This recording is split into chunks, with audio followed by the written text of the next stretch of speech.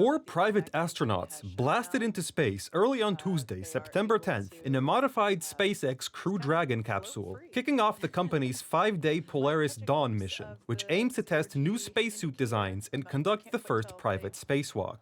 The crew, a billionaire entrepreneur, a retired military fighter pilot, and 2 SpaceX employees, lifted off from NASA's Kennedy Space Center in Florida at about 5:23 a.m. EST. The capsule reached orbit about 9.5 minutes later, and the crew batted around a small plush astronaut toy dog as freefall, zero gravity, became apparent. Crew Dragon separated from its support trunk 3 minutes after that, with onboard cameras revealing a spectacular view of the capsule over the sunlit Earth.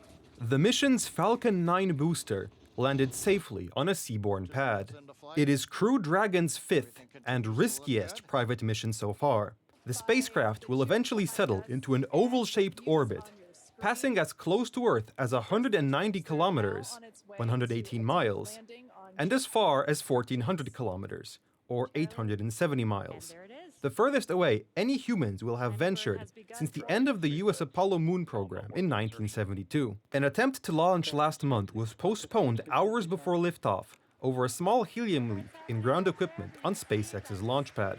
SpaceX fixed the leak, but the company's Falcon 9 was then grounded by US regulators over a booster recovery failure during an unrelated mission, further delaying the Polaris launch.